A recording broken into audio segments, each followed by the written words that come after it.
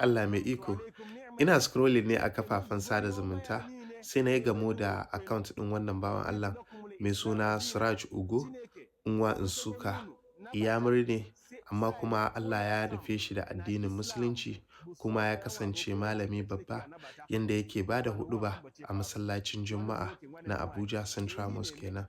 Shi abin gaskiya ya shiga raina na tsaya na ji huɗubansa kuma na ji daɗi shine na ce to ya kamata kuma in yi sharing tare da ku ga account ɗinsa ɗin nan za ku iya zuwa ku ga wasu bidiyoyinsa inda yake fatawa da kuma yake bada huɗubobi daban-daban.